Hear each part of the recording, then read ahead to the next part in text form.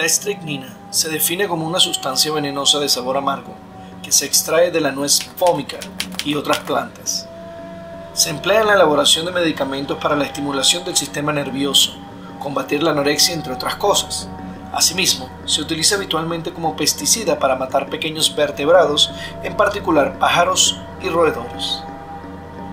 En altas dosis produce una gran estimulación de todo el sistema nervioso central, agitación, dificultad para respirar, orina oscura y convulsiones, pudiendo llevar a un fallo respiratorio y la muerte cerebral. En dosis mayores a 25 miligramos puede producir la muerte por asfixia debido a la contractura de los músculos torácicos.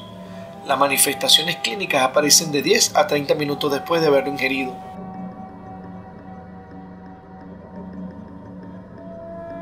Oliverio Castañeda Palacios nació en Zacapa, República de Guatemala, el 18 de febrero de 1908. Hijo de José Ricardo Castañeda Paz y Lucila Albertina Palacios. Tuvo dos hermanos, Gustavo Castañeda Palacios y Ricardo Castañeda Palacios. Desde su infancia se conoce muy poco, y de su pubertad no se tienen muchos datos, pero se puede inferir que su intelecto era superior al promedio, explicando por qué desde niño sintió mucha curiosidad por comprender a temprana edad cómo funcionan ciertas cosas, además de que tendía a obsesionarse con ciertos temas. Inferimos esto por ver cómo se desarrolló su vida adulta. Se cree que este niño debió crecer con sentimientos de inaptabilidad e inutilidad, algunas veces debido a la humillación y abusos de la infancia o el apremio a la pobreza. Esto, aunado a la manera inadecuada de sus padres de disciplinar o educar al niño utilizando fuerza física o maltrato psicológico o simplemente el incumplimiento de sus obligaciones como padres, durante la infancia puede generar psicopatía. Nos encontramos ante un sujeto que tiene bajo nivel de ansiedad, ausencia de remordimientos, pensamientos narcisistas, ausencia de reacciones y relaciones afectivas y comportamientos irresponsables. Estas psicopatías son productos de malos tratos durante la infancia, quedando alterado el adecuado desarrollo que tendría que haberse producido y, como consecuencia, se da también la falta de integración y adecuada interacción con los demás. También se piensa que durante la adolescencia cometió actos crueles hacia los animales, aparte de muchas otras conductas antisociales, como agresiones a profesores, piromanía, delitos contra la propiedad, entre otras cosas. Pero antes, esto es Sheldon Wolf Mystery, un canal donde contamos historias de terror, leyendas, crímenes verdaderos y lo paranormal, entre otras cosas. Si consideras que este es un sitio para ti, te invitamos a seguirnos, darnos un like y activar todas las notificaciones para que te enteres cada vez que subimos un video. Ahora bien, prosigamos.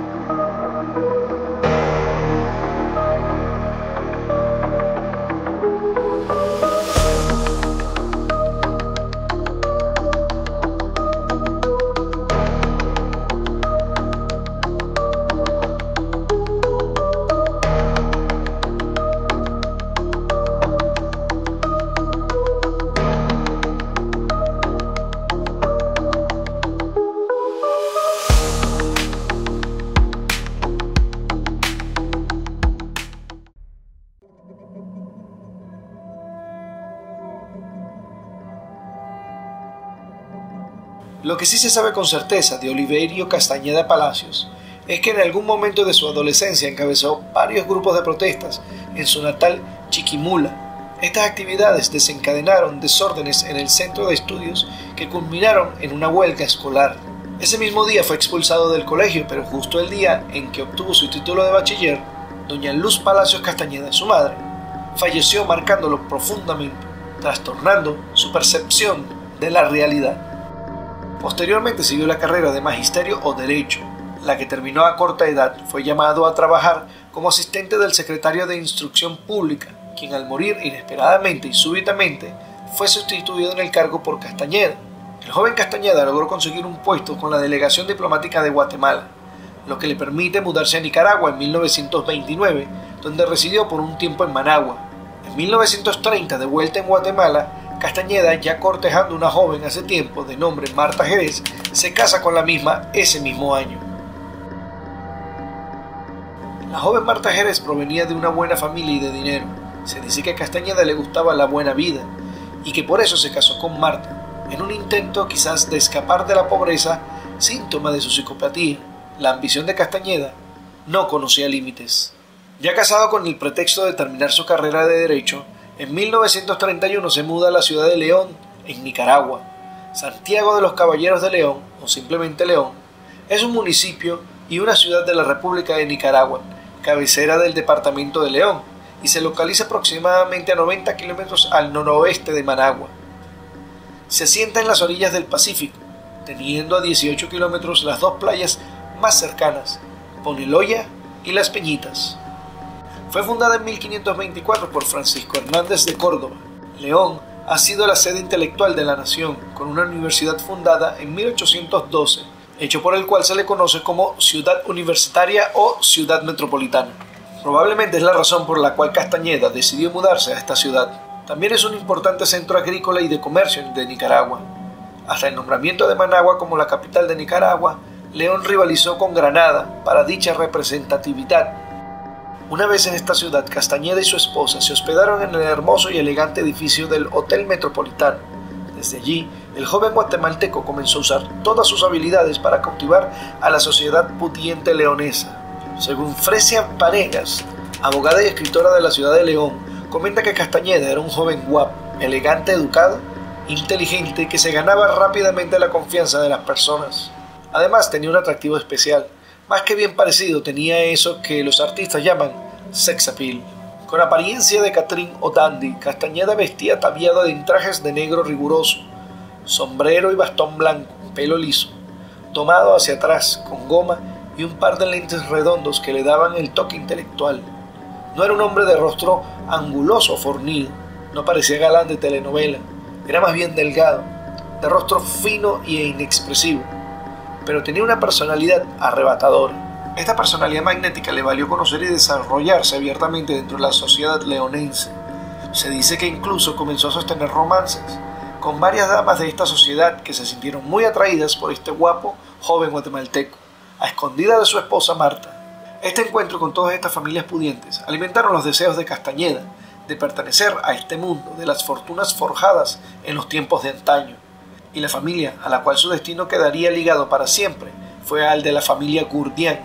Aparte de ser estudiante en la universidad para terminar sus estudios de derechos, el joven Castañeda era profesor en un colegio para señoritas. Aunado a esto, desde su ventana en la habitación donde se hospedaba con su esposa en el Hotel Metropolitano, tenía una visión clara de las casas de la familia Gurdián y sus hijas, una familia acaudalada y de prestigio. Los Gurdián se establecieron como una familia prominente durante casi 2 siglos en Nicaragua. En la ciudad de León, Enrique Gurdián Erdocia se erigió como el patriarca de la familia. Su padre, José Cástulo Gurdián Sevilla, fundó a fines del siglo XIX la imprenta Gurdián, en la que se imprimió buena parte del pensamiento de la intelectualidad leonesa de su época. Enrique Gurdián Erdocia era de piel morena y de baja estatura. Por las tardes acostumbraba a sentarse en la acera de su casa esquinera, en cuyo patio había frondosos árboles de mango. Esta casa estaba ubicada frente al Hotel Metropolitano, donde se hospedaba Oliverio Castañeda Palacios.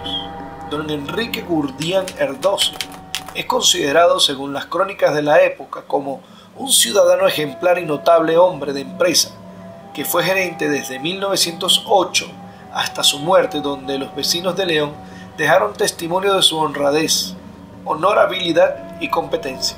Desde la ventana del hotel, Castañeda posó su mirada sobre las 2 hijas de don Enrique Gurdián.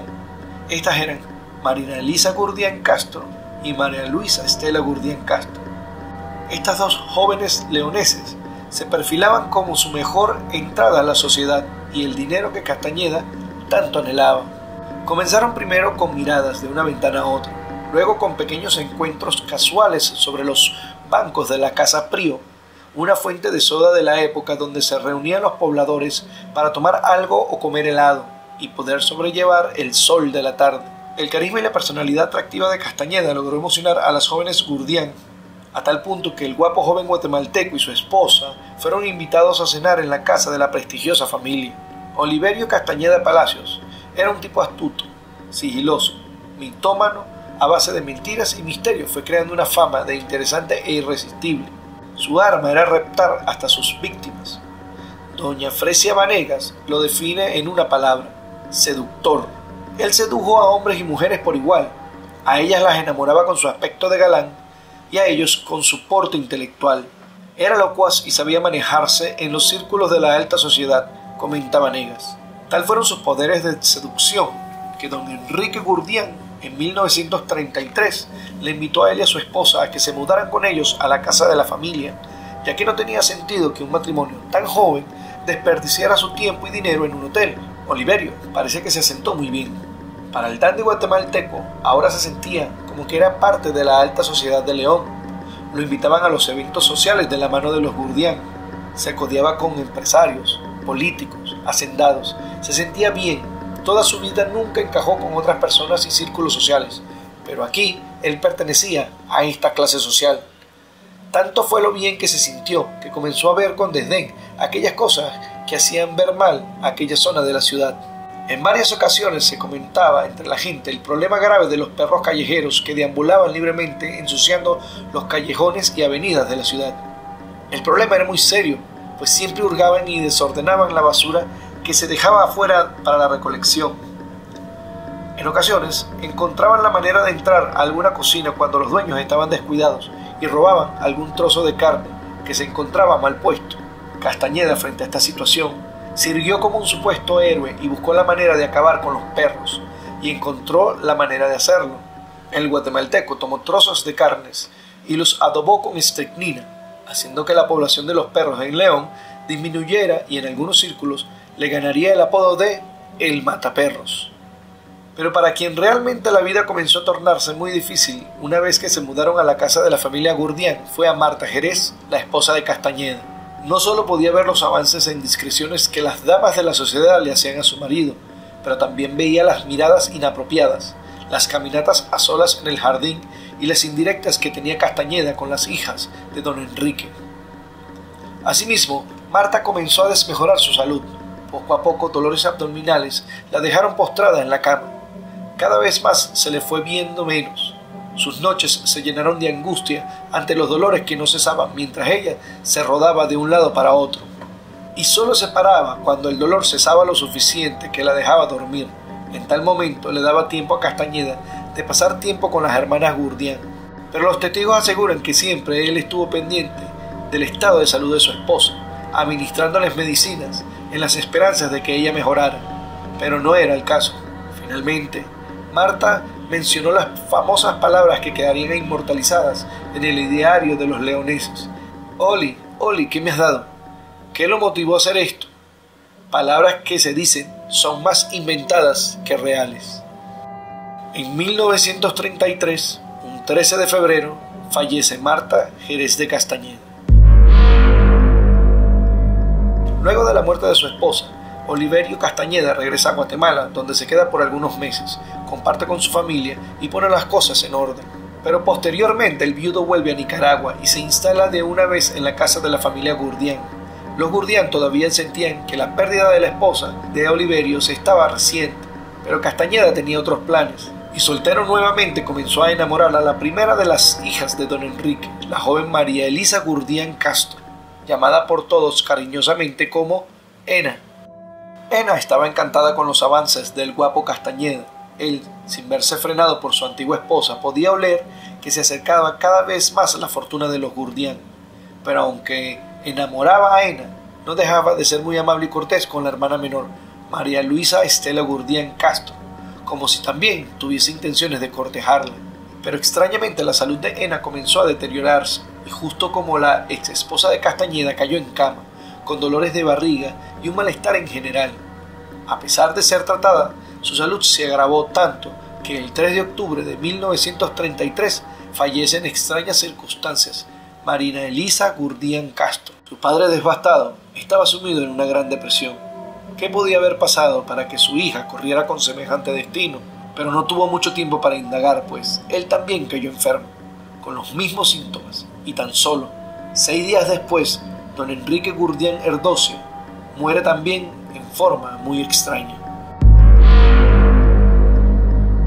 Pero las autoridades de la ciudad de León vieron con mucha sospecha que todas estas personas que morían tenían un común denominador, y era Oliverio Castañeda Palacios, por lo cual fue detenido y puesto a la orden de los tribunales para determinar por qué todas estas personas que estaban en contacto con Castañeda morían. Y es cuando le es asignado el caso al juez Mariano Fiallos Gil. Este ordena realizar la autopsia de los cadáveres de Enrique y Ena.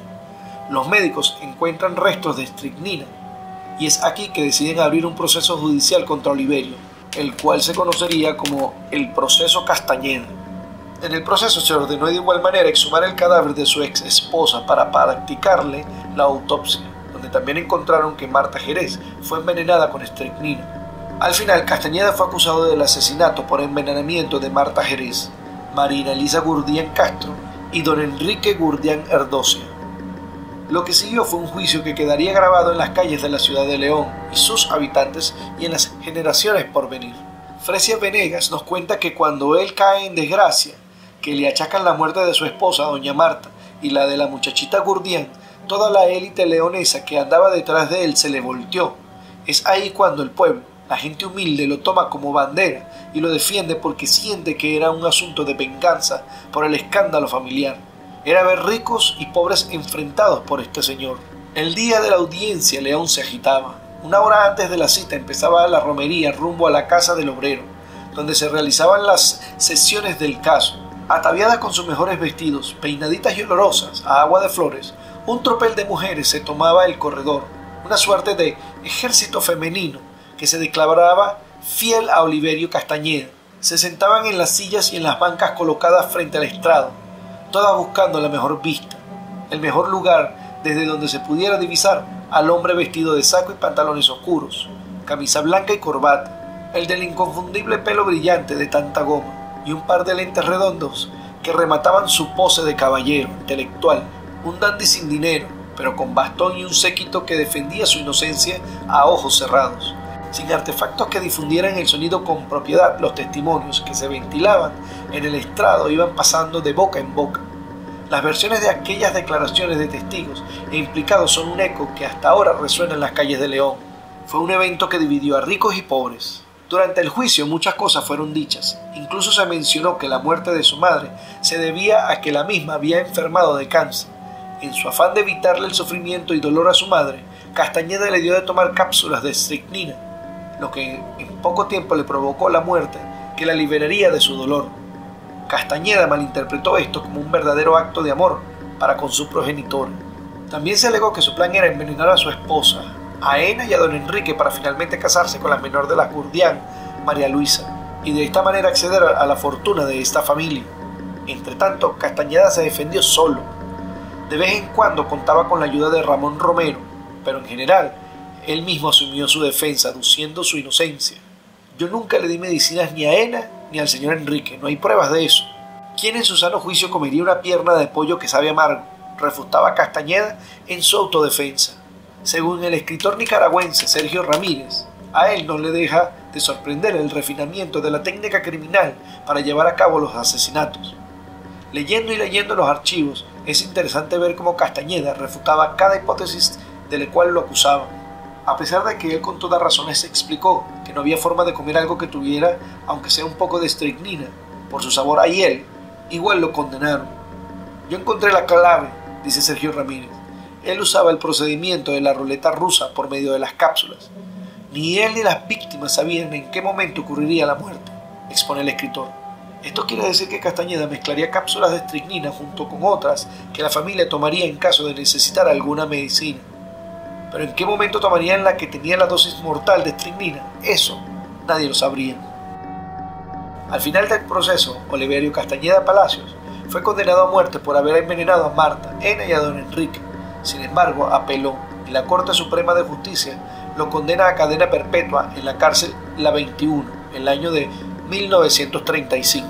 La 21 es el nombre que se le da a la famosa cárcel leonesa, que desde 1921 hasta finales de los 70 fue fortaleza de castigos, torturas a los reos comunes y a los presos políticos.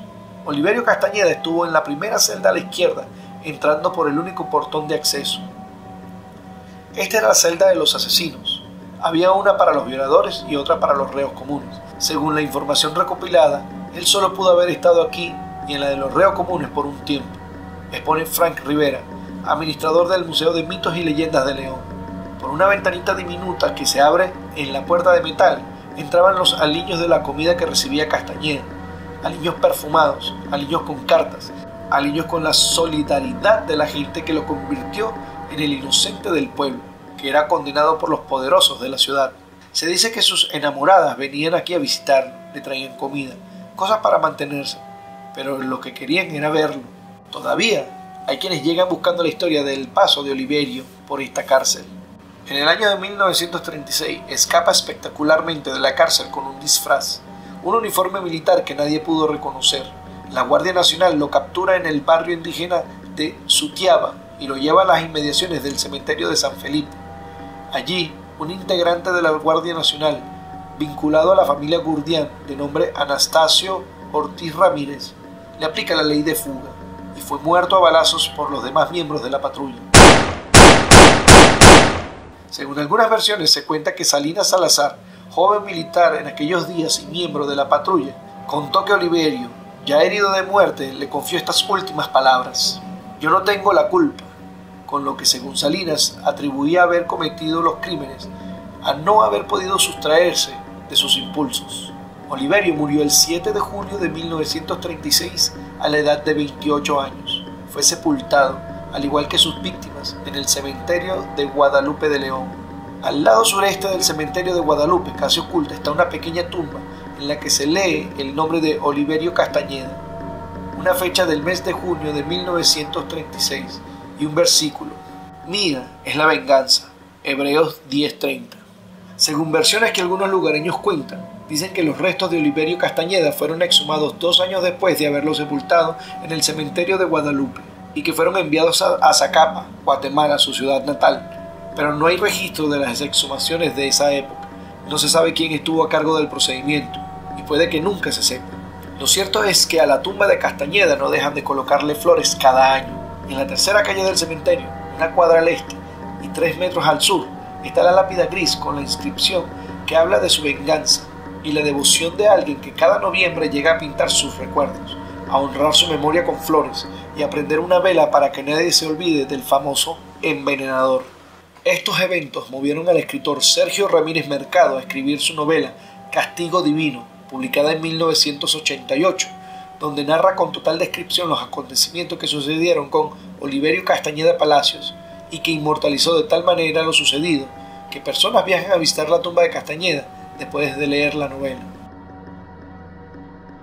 Hasta aquí la historia de hoy. Si te gustó el episodio, recuerda seguirnos, darnos un like y activar todas las notificaciones para que te enteres cada vez que subimos un video. Si tienes alguna sugerencia de alguna historia que les gustaría que hiciéramos en el canal, déjanos saber en los comentarios. Y recuerden, si alguna vez se encuentran visitando las hermosas tierras nicas, sepan que por aquí llegó un hombre de otros lados, que con su encanto sedujo a las mujeres, con su estilo sedujo a los hombres, pero al final era un hombre mortal que solo era movido por su ambición, que lo llevaría a asesinar si fuese necesario para alcanzar la riqueza que tanto anhelaba. Hasta la próxima.